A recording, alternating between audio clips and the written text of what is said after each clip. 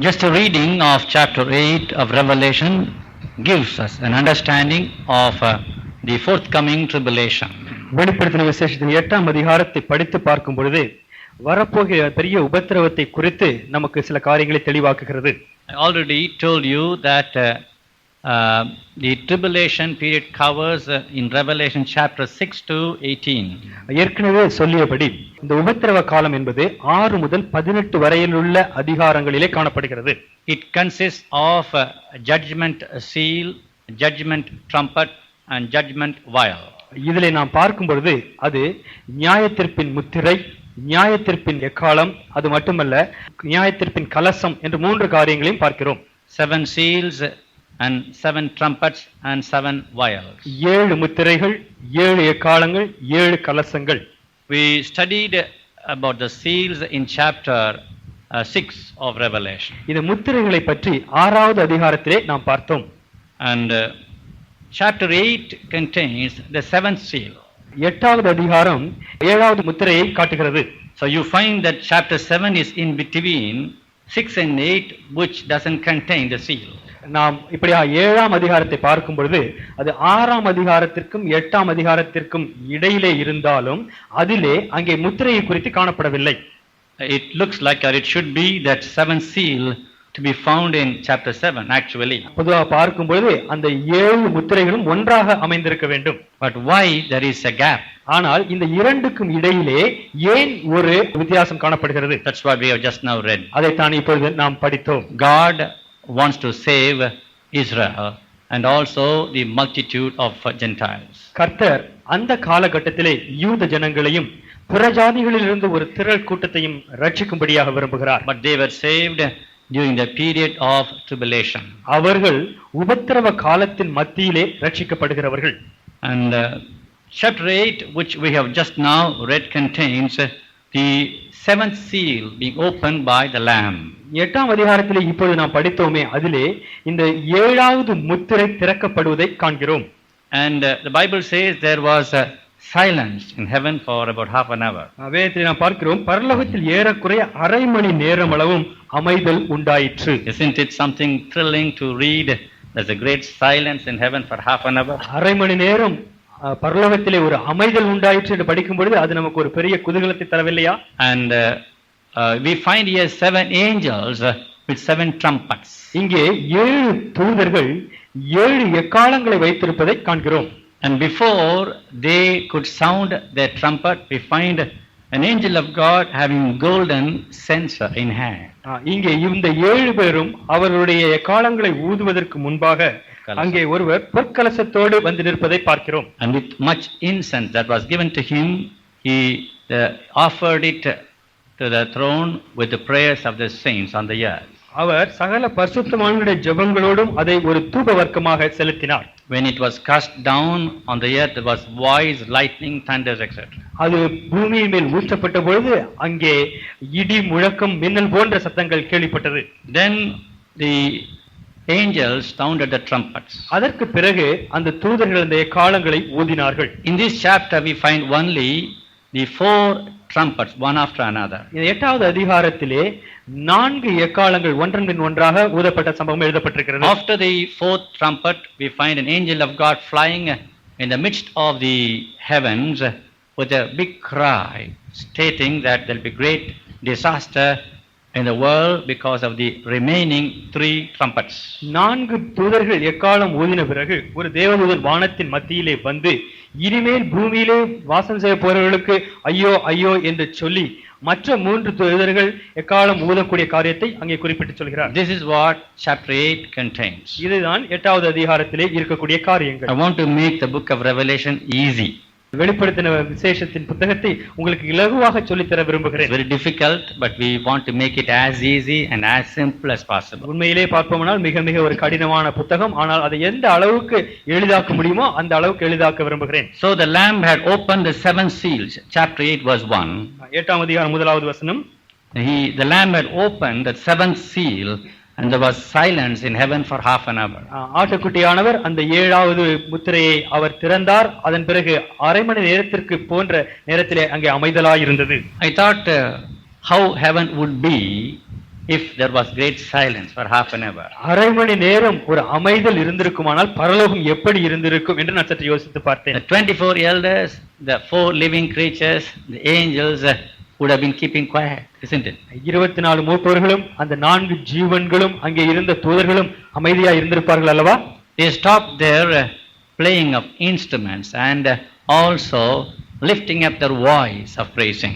அவர்கள் இசைக்கிற கருவிகளையும் தேவனை ஸ்தோத்தரிக்கும்படியான ஸ்தோத்திரங்களையும் சற்று நேரம் நிறுத்திவிட்டார்கள். A thought may come to us, why there was silence in heaven?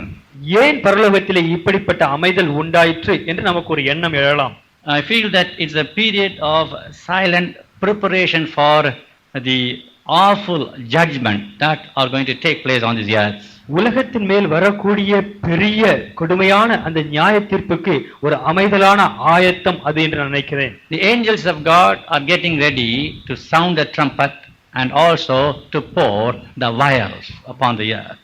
தேவனுடைய தூதர்கள் இந்த எக்காலங்களை ஊதுவதற்கும் கலசங்களை பூமி மேல் கொட்டுவதற்கும் ஆயத்தம் பண்ணி கொண்டிருக்கிற ஒரு நேரம் அது. In short, it is a time of preparation.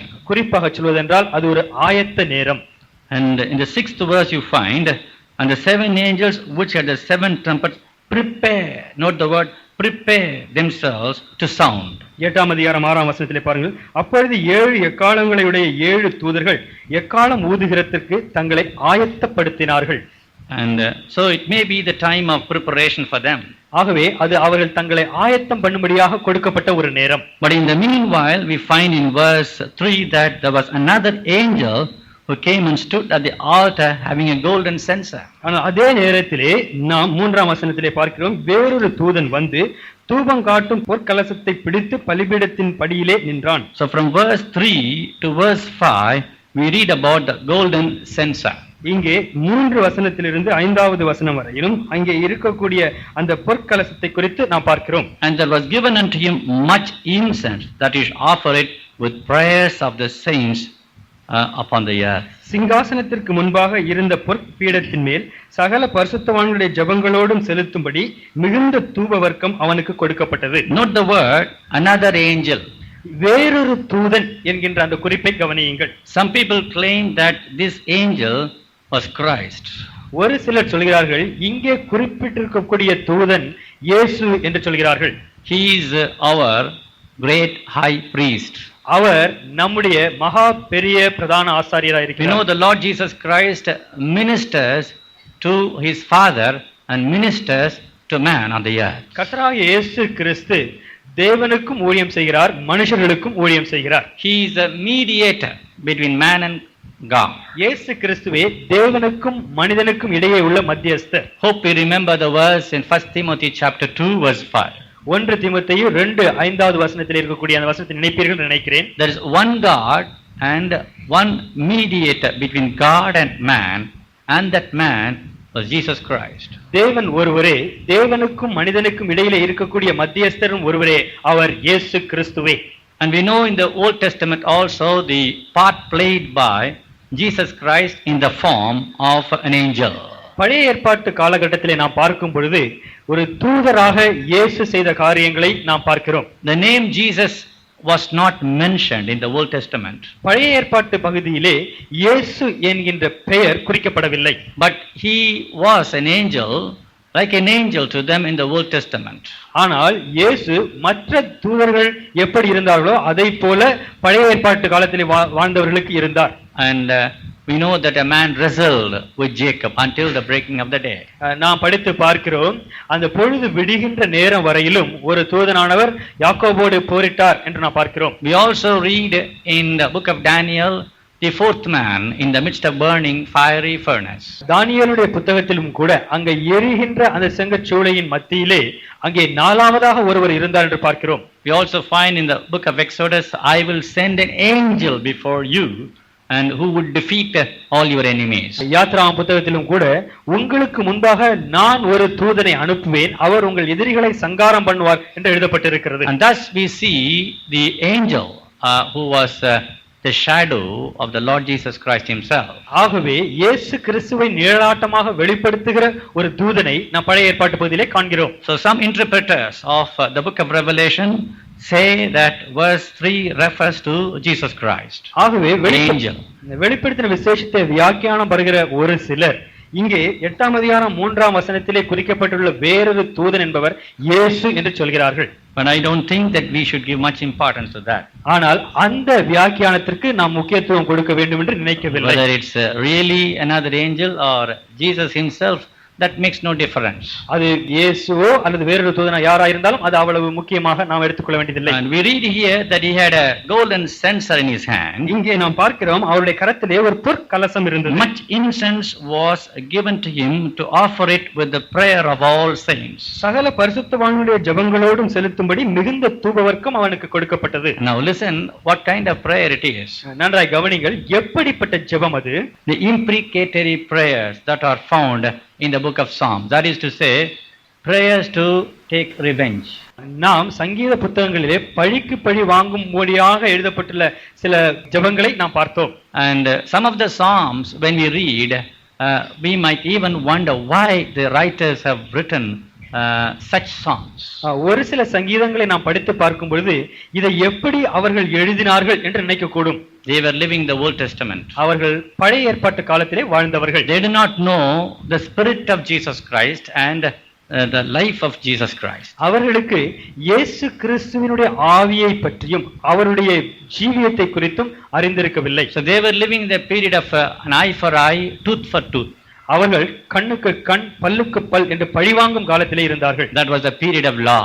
அது நியாயப்பிரமாணத்தின் காலம். So their prayer cannot be like the prayer of Stephen, the first martyr of the New Testament. அவருடைய ஜெபம் முதலாவது இரத்த சாட்சியாக புதிய ஏற்பாட்டு காலத்திலே மரித்த ஸ்தேவானுடைய ஜெபம் போல் இருக்க முடியாது. The prayer of Stephen was, Lord, lay not this sin to their charge. ஸ்தேவான் ஜெபித்த ஜெபம் என்றால் இந்த பாவத்தை இவர்கள் மேல் சுமத்தாதிரும். So here the word the much incense that you should offer it with prayers of all saints upon the golden altar which was before the throne. சிங்காசனத்திற்கு முன்பாக இருந்த பொற்பீடத்தின் மேல் சகல பரிசுத்தவான்களுடைய ஜெபங்களோடும் என்று சொல்லப்படுகிற ஜெபம். This prayer correspond with Revelation 6:10. இந்த ஜெபமானது வெளிப்படுத்தின விசேஷம் 6:10 எழுதப்படுகிற அந்த ஜெபத்திற்கு குறிப்பாய் இருக்கிறது. Revelation 6:10 says, they cried with a loud voice saying, how long, O Lord, holy and true, dost thou not judge and avenge our blood on them that dwell on the earth? 6ஆம் அதிகாரம் 10ஆம் வசனம், அவர்கள் பரிசுத்தமும் சத்தியமும் உள்ள ஆண்டவரே, தேவரீர் பூமியின் மேல் குடியிருக்கிறவர்களிடத்தில் எங்கள் இரத்தத்தை குறித்து எதுவரைக்கும் நியாய தீர்ப்பு செய்யாமலும் பழி வாங்காமலும் இருப்பீர் என்று மகா சத்தமிட்டு கூப்பிட்டார்கள். This is the imprecatory prayer. இது பழிக்கு பழி வாங்குகின்ற எண்ணத்தோடு செய்யப்படுகிற ஜெபத்திற்கு ஒத்ததாயிருக்கிறது. And this was the prayer of the saints of the tribulation period.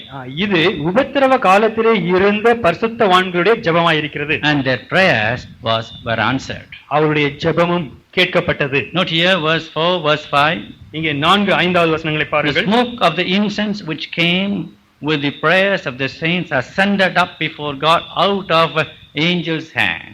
And the angel took the censer and filled it with fire of the altar and cast it into the earth, and there were voices and thunderings, lightnings and an earthquake.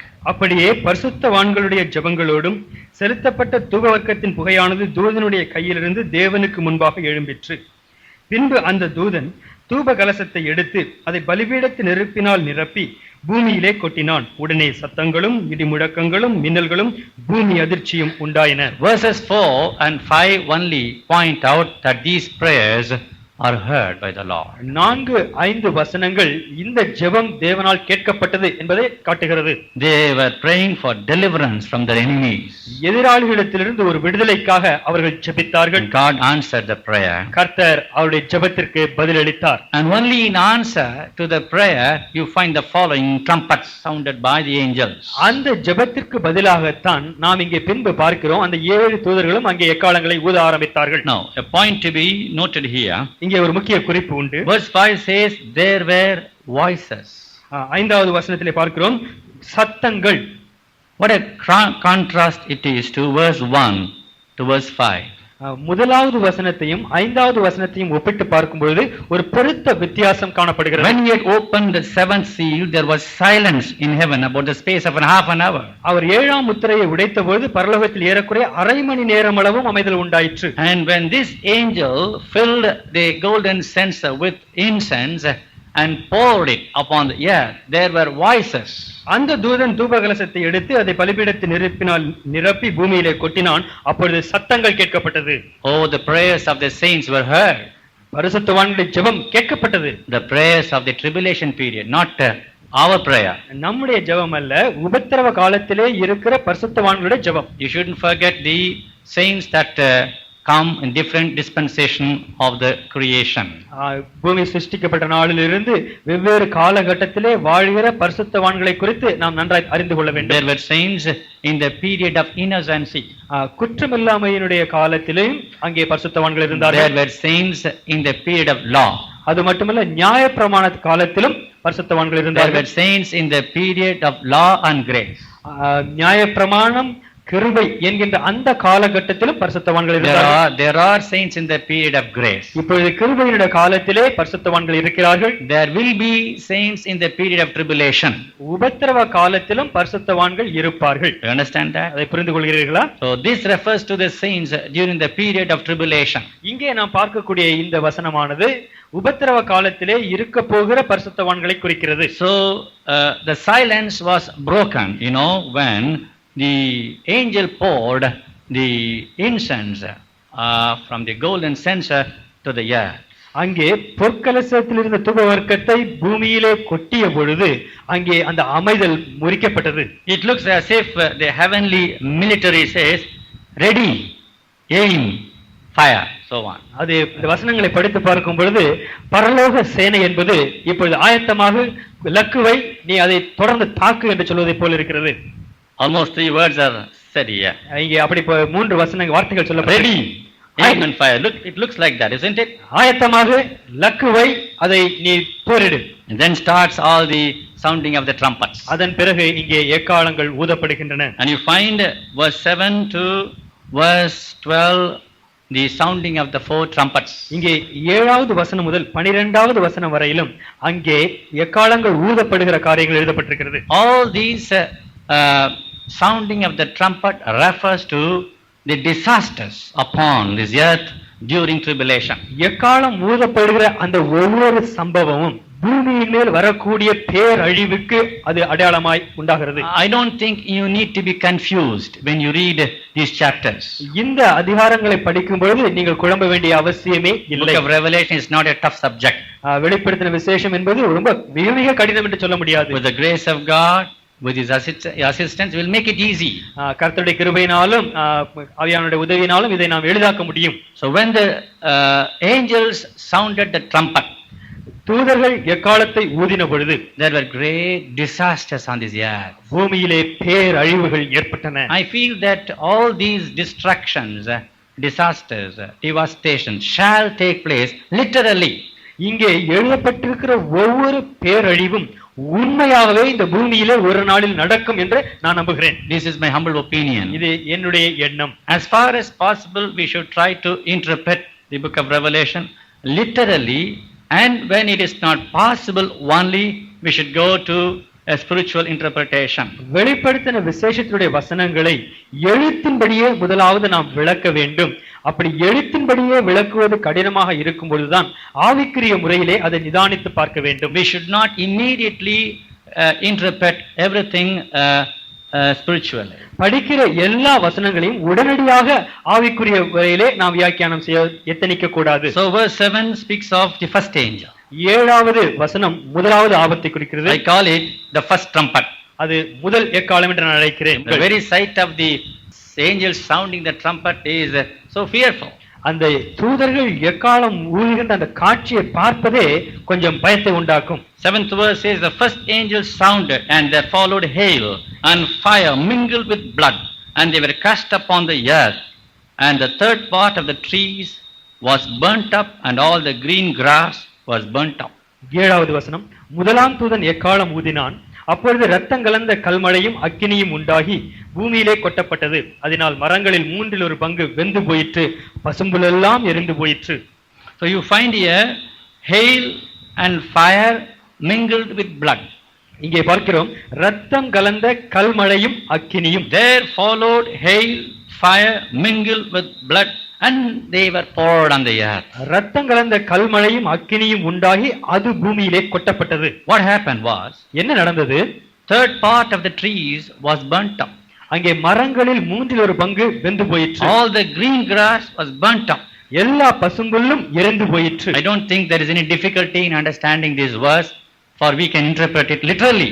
இதை புரிந்து கொள்வதிலே நமக்கு கஷ்டம் இருக்குன்னு சொல்ல முடியாது, ஏனென்றால் எழுத்தின்படியே அதை நாம் விளங்கிக் கொள்ளலாம். Listen, கவனியுங்கள். when these judgments had taken place in Egypt during the time of Moses, எகிப்திலே மோசேயினுடைய காலத்திலே இந்த நியாய தீர்ப்புகள் நடைபெற்ற பொழுது, when God punished Pharaoh and also the Egyptians, பார்வோனையும் எகிப்திய மக்களையும் தேவன் தண்டித்த பொழுது, almost all these plagues came upon them literally. இங்கே நாம் பார்க்கக்கூடிய எல்லா விதமான இந்த கொள்ளை நோய்களும் அந்த காலத்தில் உண்மையாகவே நடந்தது. When it was so in the days past during the time of Moses, it shall also take place during the period of tribulation. கடந்த காலத்திலே மோசேயினுடைய நாட்களிலே அப்படி நடந்திருக்குமானால் வரப்போகிற உபத்திரவ காலத்திலும் நிச்சயமாய் அது நடக்கும். Why not we now refer to Exodus chapter 9, யாத்ராகமம் 9ஆம் அதிகாரம், and we will read verses 22 and 23. 22 23 வசனங்களை நாங்கள் படிக்கிறோம். Exodus 9:22-23. And the Lord said unto Moses, stretch forth thine hand toward heaven, and that there may be hail in all the land of Egypt upon man, upon the beast, and upon every herb of the field throughout the land of Egypt.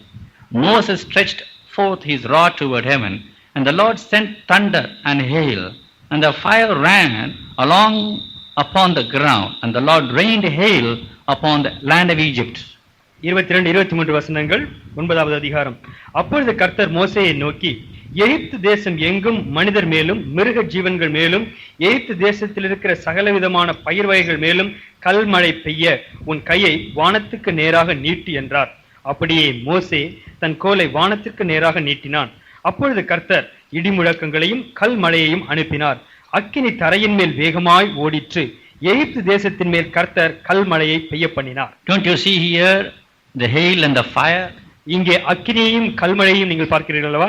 So this punishment, this tribulation also will be found in tribulation period. இதே போன்ற ஒரு தண்டனை அந்த உபத்திரவ காலத்திலும் தேவன் வரவழைப்பார். In Exodus it is the 7th Egyptian plague. நாம் யாத்ராகமத்தில் பார்க்கக்கூடிய 7வது வாதை நோய் கொள்ளை நோயாக இது இருக்கிறது. But you find some differences between the first angel of tribulation here who blew the trumpet and the Egyptian suffering. ஆனால் நாம் இந்த 2 வசனங்களை ஒப்பிட்டு பார்க்கும் பொழுது, முதலாவது தூதன் எக்காலம் ஊதின போது ஏற்பட்ட அந்த விளைவுக்கும் அங்கே 7வது கொள்ளை நோயாக எகிப்திலே நடந்ததற்கும் வித்தியாசங்கள் இருக்கிறது. You know, when the people of Israel lived in the land of Egypt, இஸ்ரவேலர்கள் எகிப்து தேசத்திலே வாழ்ந்த நாட்களிலே all the Egyptians were affected during the period of tribulation. உபத்திரவ காலத்தின் மத்தியிலே This plague was exactly directed upon the Israel. ஆனால் இந்த பேரழிவு இஸ்ரவேலர் மேலேயே அது செலுத்தப்பட்டது. Whereas that plague was upon Pharaoh and the Egyptians. அந்த கொள்ளை நோயானது அங்கே பார்வோன் மேலும் அது அங்கே இருந்த எகிப்தியர் மேலும் வந்தது. But during tribulation exactly upon the children of Israel. ஆனால் இந்த உபத்திரவ காலத்திலே இந்த பேரழிவு இஸ்ரவேலர் மேல் வந்தது. That is to say, the situation will be reversed. அது எதை காட்டுகிறது? சூழ்நிலைகள் அப்படியே தலைகீழாக மாறிவிட்டது. And another difference I find in Revelation, இங்கே வெளிப்படுத்துற விசேஷத்திலே இன்னொரு வித்தியாசத்தை நான் பார்க்கிறேன். in Egypt man and the beast were affected, suffered.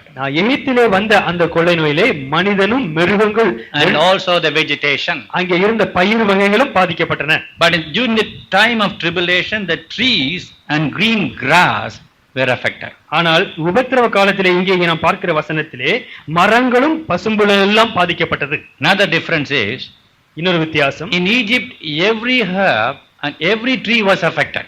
எகிப்திலே எல்லா மரமும் எல்லா பயிர்களும் பாதிக்கப்பட்டது. See, I read verse 22 in Exodus chapter 9. யாத்ராவும் 9ஆம் அதிகாரம் 22வது வசனம். You find every herb of the field. Note the word every herb and every tree. இங்கே நான் பார்க்கிறோம் சகலவிதமான பயிர் வகைகள் மேலும், and also man and the beast. அங்கே மனிதர்கள் மேலும் மிருகங்கள் மேலும். But in the case of the tribulation, you find 1/3 of the herbs and trees. நான் வெளிப்படுத்தின விசேஷத்திலே பார்க்கிறோம் மரங்களிலே 1/3 பசும்புல். And that's the only difference between the two plagues or tribulation. ஆகவே இந்த இரண்டு விதமான பேரழிவுகளுக்கு உள்ள வித்தியாசங்கள் இந்த மூன்று காரியங்களாக இருக்கிறது. This is only for your knowledge, that's all. உங்களுடைய அறிவுக்காக இந்த வித்தியாசத்தை நான் சொல்லி காட்டுகிறேன். We are more concerned with the book of Revelation only. நாம் அதிகமாக இப்பொழுது ஆழ்ந்து தியானிப்பது வெளிப்படுத்தின விசேஷத்தை மட்டுமே. When we refer to similar instances in the Old Testament, இதே போன்ற சம்பவங்கள் பழைய ஏற்பாட்டு காலத்திலே நடந்திருப்பதை சொல்லும் பொழுது, we should only come to a conclusion that God will and can send such punishments upon the earth. கடந்த காலத்திலே கர்த்தர் இதை செய்திருக்கிறபடினால் எதிர்காலத்திலும் கர்த்தர் நிச்சயமாய் செய்வார் என்கிற நிச்சயத்தை அது நமக்கு தருகிறது. You should interpret it saying it will be only a shadow or spiritually and so on. ஏனென்றால் இந்த மாதிரி காரியங்களை நாம் படிக்கும் பொழுது இவைகளெல்லாம் நிழலோட்டமாக உதாரணமாக எழுதியவைகள் என்று நாம் பொருள்படுத்தக் கூடாது. Literal destructions on the earth will take place. நிச்சயமாக எழுத்தின்படியே இந்த பேரழிவுகள் உலகத்தில் ஏற்படும். Verses 8 and 9 of Revelation 8, இங்கே 8ஆம் அதிகாரத்தின் 8-9 வசனங்களிலே we find the second trumpet. இங்கே இரண்டாவது எக்காலத்தை பார்க்கிறோம். The second angel sounded, and as it were a great mountain burning with fire was cast into the sea, and the third part of the sea became blood. இரண்டாம் தூதன் எக்காலம் ஊதினான். அப்பொழுது அக்கினியால் எரிகிற பெரிய மலை போன்றதொன்று சமுத்திரத்திலே போடப்பட்டது. அதனால் சமுத்திரத்தில் 1/3 இரத்தமாயிற்று. And the third part of the creatures which were in the sea and had life died, and the third part of the ships were destroyed. சமுத்திரத்திலிருந்து ஜீவனுள்ள சிருஷ்டிகளில் 1/3 செத்து போயிற்று. கப்பல்களில் 1/3 சேதமாயிற்று. Here we find the second angel blowing the trumpet. இங்கே இரண்டாவது தூதன் எக்காலம் ஊதுவதை நாம் காண்கிறோம். A point to be noted here, இங்கே நாம் கவனிக்க வேண்டிய குறிப்பு என்னவென்றால், is not actually a literal great mountain burning with fire. அங்கே ஒரு பெரிய மலையே அக்கினியினால் எரிகிற எழுத்தின்படியா எரிகிற காரியம் அல்ல. You find here as it were, note the word as it were, a great mountain burning with fire. அக்கினியினால் எரிகிற பெரிய மலை போன்றதொன்று என்று அங்கே மலை போன்றது என்று எழுதப்பட்டிருக்கிறது. It's not the actual mountain falling into the sea. அது எதை காட்டுகிறது? ஒரு பெரிய மலை அப்படியே சமுத்திரத்திலே விழவில்லை. But as it were a great mountain, you find burning with fire was cast into the sea. அக்கினியினால் எரிகிற பெரிய மலை போன்றதொன்று சமுத்திரத்திலே போடப்பட்டது. We call as if a burning mountain, as if அது ஒரு அக்கினியால் எரிகிற மலை போன்றது என்று நாம் சொல்லலாம். 1/3 of the sea became blood. அப்பொழுது சமுத்திரத்திலே 1/3 இரத்தமானது. 1/3 of the creatures in sea died. சமுத்திரத்திலுள்ள ஜீவன்களில் எல்லாம் 1/3 மரித்து போனது. 1/3 of the ships were destroyed. அங்கே கப்பல்களிலே 1/3 அழிந்து போனது. It's highly probable that these instances will take place in the Mediterranean Sea. இந்த சம்பவங்கள் நாம் அறிந்திருக்கிறபடி உலகத்திலே மத்திய தரைக்கடல் பகுதியிலே இந்த சம்பவங்கள் நடக்கலாம். We are not certain, but it appears to be probably. இதை படித்து பார்க்கும் பொழுது இந்த சம்பவங்கள் மத்திய தரைக்கடல் பகுதியிலே நடக்கலாம் என்று நாம் அனுமானிக்கலாம். Now, a similar occurrence also could be seen in the Old Testament. பழைய ஏற்பாட்டு காலத்திலே இதையொத்த ஒரு சம்பவத்தை நாம் பார்க்க முடிகிறது. Not exactly the same. அதே போன்ற சம்பவம் அல்ல. Turn to Exodus chapter 7. யாத்ராகமம் 7ஆம் அதிகாரம். And we read from verse 19 to 21. இங்கே 19 முதல் 21 வரை வசனங்களை தமிழிலே படிக்கிறோம். மேலும் கர்த்தர் மோசேயை நோக்கி, நீ ஆரோனிடத்தில் உன் கோலை எடுத்துக்கொண்டு எகிப்தின் நீர்நிலைகளாகிய அவர்கள் வாய்க்கால்கள் மேலும் நதிகள் மேலும் குளங்கள் மேலும் தண்ணீர் நிற்கிற எல்லா இடங்கள் மேலும் அவைகள் இரத்தமாகும்படி உன் கையை நீட்டு. அப்பொழுது எகிப்து தேசம் எங்கும் மரப்பாத்திரங்களிலும் கற்பாத்திரங்களிலும் இரத்தம் உண்டாயிருக்கும் என்று சொல் என்றார். கர்த்தர் கட்டளையிட்டபடியே மோசேயும் ஆரோனும் செய்தார்கள். பார்வோனுடைய கண்களுக்கு முன்பாகவும் அவன் ஊழியக்காரரின் கண்களுக்கு முன்பாகவும் கோலை ஓங்கி நதியிலுள்ள தண்ணீரை அடிக்க நதியிலுள்ள தண்ணீரெல்லாம் இரத்தமாய் மாறி போயிற்று. 21வது வசனம், நதியின் மீன்கள் செத்து நதி நாறி போயிற்று. நதியின் தண்ணீரை குடிக்க எகிப்தியருக்கு கூடாமற் போயிற்று. எகிப்து தேசம் எங்கும் இரத்தமாய் இருந்தது. You find the water becoming the blood. இங்கே நாம் பார்க்கிறோம் தண்ணீர் இரத்தமாக மாறுகிறது. And the fish that was in the river died. அது மட்டுமல்ல, நதியிலே இருந்த எல்லா மீன்களும் மரித்து போனன. And so we are able to see similar incidents in the Old Testament during the time of Moses in Egypt. இங்கே எகிப்து தேசத்திலே மோசேயினுடைய காலகட்டத்திலே இதை போன்ற ஒரு சம்பவம் நடந்ததை நாம் பார்க்கிறோம். You can also draw a difference between the first trumpet and the second trumpet. இங்கே முதலாவது எக்காலத்துக்கும் இரண்டாவது எக்காலத்திற்கும் ஒரு அந்த விளைவுகளிலே ஒரு வித்தியாசத்தை பார்க்கிறோம். In the first trumpet you find 1/3 of herbs and trees were affected. முதலாவது எக்காலம் ஊதின பொழுது அங்கே மரங்களிலே 1/3 எரிந்து போனது. The trees were burnt up, the herbs were burnt up. பசும்புல் எல்லாம் எரிந்து போனது. The second trumpet, இரண்டாவது எக்காலம் ஊதின பொழுது 1/3 of the living creatures in the sea were dead. சமுத்திரத்தில் இருந்த ஜீவனுள்ள சிருஷ்டிகளிலே 1/3 செத்து போயிற்று. And 1/3 of the ships were destroyed. கப்பல்களிலே 1/3 சேதமாயிற்று. Children of God, தேவனுடைய பிள்ளைகளே, literally these incidents will take place during the time of tribulation. உபத்திரவ காலத்திலே எழுத்தின்படியே இந்த சம்பவங்கள் நிச்சயமாய் நடக்கும். Don't think they are shadows but literal incidents. இவைகள் வெறும் அடையாள சம்பவங்கள் என்று நினைக்காதீர்கள், உண்மையாகவே நடக்கக்கூடிய காரியங்கள். Now verses 10 and 11 we read the third trumpet.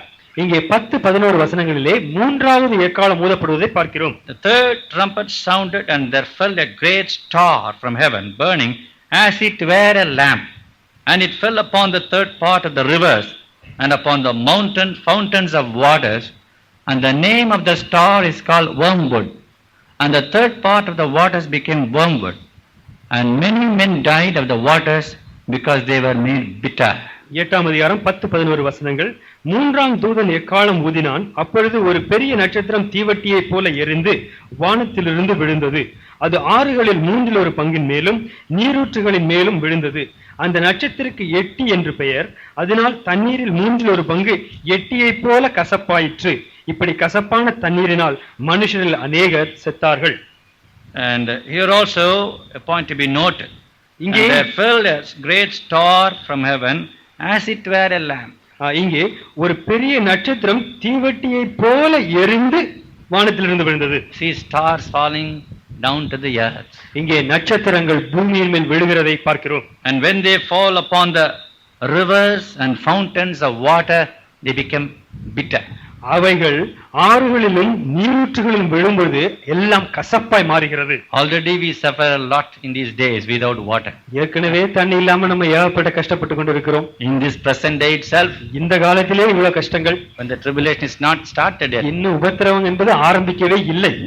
before the coming of the Lord, நாம் கர்த்தருடைய வருகைக்காக காத்திருக்கிறோம். அதுக்கு முன்பான so much of காலம் water scarcity. இப்பொழுதே தண்ணீருக்கு இவ்வளவு பஞ்சம். Imagine what will be the horror of this tribulation. அப்படியானால் இந்த உபத்திரவ காலத்தினுடைய பயங்கரம் எப்படி இருக்கின்ற நினைத்து Star falling from heaven as it were a lamp. ஒரு பெரிய நட்சத்திரம் தீவட்டியை போல எரிந்து பூமியிலே விழுந்தது. Converting the drinking water into a bitter water. குடி தண்ணீர் எல்லாம் கசப்பான தண்ணீராய் மாறி விடுகிறது. Man cannot drink the water and man will die because there is no water. மனிதன் தன்னை குடிக்க முடியாமல் குடித்த பொழுது மரித்து போகிறான். We find here many will die in those days அந்த நாட்களிலே மனுஷரில் அநேகர் மரித்து போவார்கள். because they cannot drink the water. ஏனென்றால் அது அவ்வளவு கசப்பான தண்ணீராய் இருந்தது. Children of God, தேவனுடைய பிள்ளைகளே, it was also true during the time of Moses in Egypt. மோசேயினுடைய காலத்திலே எகிப்து நாட்டிலும் இப்படிப்பட்ட காரியம் நடந்தது. In Exodus 7:17 we find, யாத்ராகமம் 7:17 நாம் பார்க்கிறோம். I will smite with the rod that is in thine hand upon the waters which are in the river, and they shall be turned into blood. இதோ என் கையில் இருக்கிற கோலினால் நதியிலே இருக்கிற தண்ணீர் மேல் அடிப்பேன், அப்பொழுது அது இரத்தமாய் மாறி. And verse 21 says, 21வது வசனம், and the rivers stank, and the Egyptians could not drink of the water of the river. நதியின் மீன்கள் செத்து நதி ஆறி போயிற்று, நதியின் தண்ணீரை எகிப்தியர்கள் குடிக்க கூடாமற் போயிற்று. And that's the terrible disaster on the earth. அது உலகத்திலே ஒரு பெரிய பேரழிவு. In English Bible you find the name of the star is called wormwood. ஆங்கில வேதாகமத்திலே அந்த நட்சத்திரத்துக்கு ஒரு பெயர் கொடுக்கப்பட்டிருக்கிறது. தமிழிலே அது எட்டி என்று மொழிபெயர்க்கப்பட்டிருக்கிறது. And a careful search of the scripture in Jeremiah chapter 9 verses 13 to 15. எரேமியாவின் புத்தகம் 9ஆம் அதிகாரம் 13 முதல் 15 வரையிலுள்ள வசனங்கள். How the Lord is annoyed when his people are backslidden. கர்த்தர் தன்னுடைய ஜனங்கள் பின்வாங்கி போகும்போது எவ்வளவாய் கோபம் கொள்கிறார் என்பதை பார்க்கலாம். Because these are all the tribulation to Israel. இவைகள் எல்லாம் இஸ்ரவேலுக்கு வரக்கூடிய உபத்திரவங்கள். Jeremiah 9 verse 13. எரேமியாவின் புத்தகம் 9ஆம் அதிகாரம் 13வது The Lord said, because they have forsaken my law, which I set before them, and have not obeyed my voice, neither walked therein, but have walked after the imagination of their own heart, and after Baalim, which their fathers taught them. Therefore, thus said the Lord of hosts, the God of Israel. Note here, behold, I will feed them, even this people, with wormwood, and give them water of gall to drink. 9ஆம் அதிகாரம் 13 முதல் 15 வரையுள்ள வசனங்கள். நான் அவரவருக்கு விதித்த என் நியாயப்பிரமாணத்தை அவர்கள் விட்டு என் சொல்லை கேளாமலும் அதன்படி நடவாமலும் தங்களுடைய இருதயத்தின் கடினத்தையும் தங்கள் பிதாக்கள் தங்களுக்கு கற்றுக் கொடுத்தபடி பாகால்களையும் பின்தொடர்ந்தார்களே என்று கர்த்தர் சொல்லுகிறார். ஆதலால் இதோ நான் இந்த ஜனத்திற்கு புசிக்க எட்டியையும் குடிக்க பிச்சு கலந்த தண்ணீரையும் கொடுத்து, I will feed them, these people, with wormwood and give them water of gall to drink. ஆதலால் இதோ நான் இந்த ஜனத்திற்கு புசிக்க எட்டியையும் குடிக்க பிச்சு கலந்த தண்ணீரையும் கொடுத்து. Why did God give this water to them? ஏன் கர்த்தர் இப்படிப்பட்ட ஒரு தண்ணீரை அவர்களுக்கு கொடுத்தார்? They have forsaken my law. ஏனென்றால் நான் அவர்களுக்கு விதித்த பிரமாணத்தை அவர்கள் விட்டு, They have not obeyed my voice. என்னுடைய சொல்லை அவர்கள் கேட்கவில்லை, neither walked therein. அதன்படி நடக்கவில்லை. That is the reason why the children of Israel will suffer.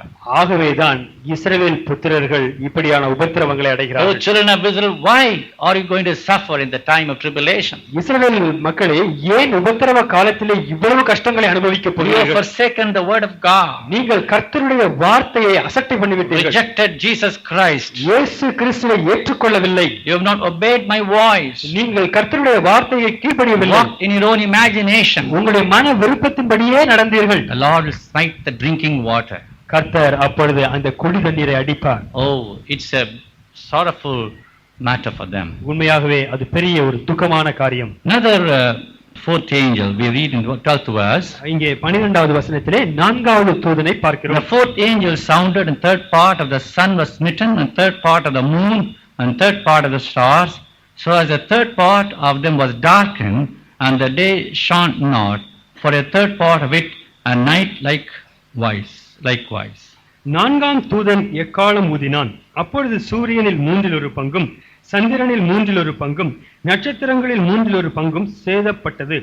அவற்றவற்றில் மூன்றில் ஒரு பங்கு இருளடைந்தது. பகலிலும் மூன்றில் ஒரு பங்கு பிரகாசம் இல்லாமற் போயிற்று. இரவிலும் அப்படியே ஆயிற்று. This kind of natural catastrophes were already told in the book of Revelation chapter 6. இப்படிப்பட்ட இயற்கையினால் வரக்கூடிய பேரழிவுகள் 6ஆம் அதிகாரத்தில் சொல்லப்பட்டிருந்தன. If you will turn to chapter 6 verse 12, I think.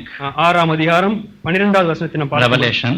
வெளிப்படுத்தின விசேஷம் And I 6ஆம் beheld அதிகாரம். when I had opened the sixth seal, and lo, there was a great earthquake, and the sun became black as a sackcloth of hair, and the moon became as blood, and the stars of heaven fell onto the earth. 6ஆம் அதிகாரம் 12வது வசனம். அவர் 6ஆம் முத்திரையை உடைக்க கண்டேன். இதோ பூமி மிகவும் அதிர்ந்தது. சூரியன் கருப்பு கம்பளியைப் போல கருத்தது. சந்திரன் இரத்தம் போல் ஆயிற்று.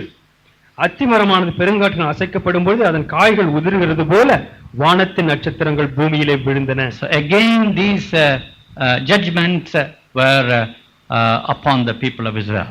இந்த நியாய தீர்ப்புகள் இஸ்ரவேலர் மேலே வந்தது.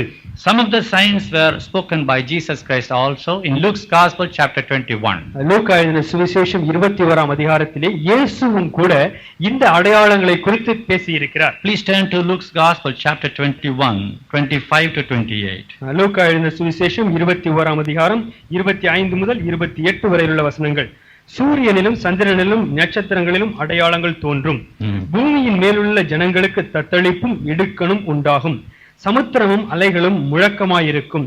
வானத்தின் சத்துவங்கள் அசைக்கப்படும். ஆதலால் பூமியின் மேல் வரும் ஆபத்துகளுக்கு பயந்து எதிர்பார்த்திருக்கிறதுனாலே மனுஷனுடைய இருதயம் சோர்ந்து போம்.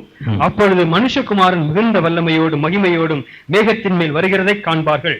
இவைகள் சம்பவிக்க தொடங்கும் போது உங்கள் மீட்பு சமீபமாய் இருப்பதால் நீங்கள் நிமிர்ந்து பார்த்து உங்கள் தலைகளை உயர்த்துங்கள் என்றார். This is of course the second coming of Jesus Christ to the earth to rule is mentioned here. இங்கே நாம் பார்க்கும் பொழுது இயேசு கிறிஸ்து இந்த உலகத்தை ஆளும்படியாக வரப்போகிற அந்த வருகையை காட்டுகிறது. Before which time these disasters will take place. அதற்கு முன்பாக இந்த பேரழிவுகள் பூமியிலே நடக்கும். And so the 1/3 of a sun and 1/3 of the moon's light and the 1/3 of stars light will be affected. ஆகவே சூரியனுடைய வெளிச்சத்திலும் சந்திரனுடைய வெளிச்சத்திலும் நட்சத்திரங்களுடைய வெளிச்சத்திலும் மூன்றிலே ஒரு பங்கு இருளடைகிறது. They were darkened, the Bible says. நாம் இங்கே பார்க்கிறோம் அவைகள் இருளடைந்தது என்று எழுதப்பட்டிருக்கிறது. And we also see in Exodus chapter 10 similar occurrence. அது மட்டுமல்ல யாத்ராகமத்திலே 10ஆம் அதிகாரத்திலே இதை போன்ற ஒரு சம்பவத்தை பார்க்கிறோம். Please turn to Exodus 10 verses 21 to 23. யாத்ராகமம் 10ஆம் அதிகாரம் 21 முதல் 23 வரை உள்ள வசனங்கள். அப்பொழுது கர்த்தர் மோசேயை நோக்கி, தடவி கொண்டிருக்கத்தக்கதான இருள் எகிப்து தேசத்தின் மேல் உண்டாகும்படிக்கு உன் கையை வானத்திற்கு நேராக நீட்டி என்றார். மோசே தன் கையை வானத்திற்கு நேராக நீட்டினான். அப்பொழுது எகிப்து தேசம் எங்கும் 3 நாள் மட்டும் காரிருள் உண்டாயிற்று. 3 நாள் மட்டும் ஒருவரை ஒருவர் காணவும் இல்லை, ஒருவரும் தம்மிடத்தை விட்டு எழுந்திருக்கவும் இல்லை. இஸ்ரவேல் புத்திரர் யாவருக்கும் அவர்கள் வாசஸ்தலங்களிலே வெளிச்சம் இருந்தது. Think about it. இதை சற்று யோசித்து பாருங்கள். It's remarkable. மிக மிக ஆச்சரியமாக. I used to picture this before my mind's eye. என்னுடைய மனக்கண்களிலே இந்த நிகழ்ச்சியை நான் அப்படியே சித்தரித்து பார்த்தேன். All the children, the Egyptians were sitting in utter darkness. எகிப்திலே இருக்கக்கூடிய எகிப்தியர்கள் எல்லாரும் முழு இருளிலே இருக்கிறார்கள். Bible says thick darkness. அங்கே அது மிக மிக காரிருள் என்று பார்க்கிறோம். All through the land of Egypt thick darkness for 3 days. 3 நாட்கள் எகிப்து தேசம் எங்கும் காரிருள் உண்டானது. They saw not one another. அந்த 3 நாள் மட்டும் ஒருவரை ஒருவர் காணவில்லை. This is interesting. They neither rose any from the place for 3 days. ஒருவரும் தம்மிடத்தை விட்டு எழுந்திருக்கவும் இல்லை. What a kind of punishment it is. அது எப்படிப்பட்ட ஒரு பெரிய ஒரு தண்டிப்பு. Imagine, suppose you are sitting down for 3 days in the same place. யோசிச்சு பாருங்க, 3 நாள் ஒரே இடத்திலே உட்கார்ந்திருந்தா எப்படி இருக்கும்? Thick darkness. அங்கே காரிருள். Oh, so God can punish the people in the world any way he likes. கர்த்தர் தான் விரும்புகிறபடி இந்த உலகத்து மக்களை அவர் தண்டிப்பார். What I want to say is, if such disasters and persecutions, tribulation had taken place in the past, it shall also take place in the future. நான் சொல்ல விரும்புவதெல்லாம் என்னவென்றால், கடந்த காலத்திலே இப்படிப்பட்ட அழிவுகள் உலகத்திலே நடந்திருக்கும் என்றால் அதே போல் நிச்சயமாக வருங்காலத்திலே நாம் இந்த வசனங்களிலே படிக்கக்கூடிய அழிவுகள் நடந்தே தீரும். And finally, கடைசியாக verse 13 you read. 13வது வசனம். And I beheld and heard an angel flying through the midst of heaven, saying with a loud voice, Woe, woe, woe to the inhabitants of the earth, by reason of other voices of the trumpet of the 3 angels which are yet to sound. பின்பு ஒரு தூதன் வானத்தின் மத்தியிலே பறந்து வர கண்டேன். அவன் மகா சத்தமிட்டு, இனி எக்காலம் ஊதப்போகிற மற்ற 3 தூதருடைய எக்கால சத்தங்களினால் பூமியில் குடியிருக்கிறவர்களுக்கு ஐயோ ஐயோ ஐயோ ஆபத்து வரும் என்று சொல்ல கேட்டேன். This is actually the angel warning. இது ஒரு தூதனுடைய ஒரு எச்சரிப்பு. 3 more trumpets are there still. இன்னும் ஊதப்பட வேண்டிய 3 எக்காலங்கள் உண்டு. The angel knew very well all the atrocities that would take place hereafter. இந்த உலகத்திலே நடக்க வேண்டிய பெரிய கொடுமைகள் அழிவுகளை இந்த தூதன் அறிந்திருந்தார். Terrible disasters will take. That is actually the great tribulation. ஒரு பேர் அழிவு இந்த உலகத்தில் நடக்கும். அது ஒரு பெரிய உபத்திரவமாய் இருக்கும். I should say that is the latter part of the tribulation, 3.5 years. அது இந்த உபத்திரவ காலத்தினுடைய பின்பகுதியாகிய 3.5 வருஷங்களில் நடக்கக்கூடிய காரியங்கள். When you read the words of the Lord Jesus Christ, Matthew's Gospel chapter 24, மத்தேயு எழுதின சுவிசேஷம் 24ஆம் அதிகாரத்திலே கர்த்தராகிய இயேசு கிறிஸ்துவினுடைய வார்த்தைகளை நாம் பார்க்கும் பொழுது in chapter 24 verse 8 you find the beginning of the sorrows. 24ஆம் அதிகாரம் 8வது வசனத்திலே இந்த துக்கங்களுடைய ஆரம்பத்தை பார்க்கிறோம். And chapter 24 verse 21 you'll find the great tribulation. ஆனால் அதே 24ஆம் அதிகாரத்திலே 21ஆம் வசனத்திலிருந்து மகா உபத்திரவ காலத்தினுடைய காரியங்களை பார்க்கிறோம். And thus you see the tribulation is of two sections, periods. ஆகவே உபத்திரவ காலத்தை இரண்டு பகுதிகளாக நாம் காணலாம். The first 3.5 years and the remaining 3.5 years. முதலாவது 3.5 வருஷங்கள், பின் பகுதியிலே உள்ள அடுத்த 3.5 வருஷங்கள். The latter part of the tribulation, 3.5 years, is called actually great tribulation.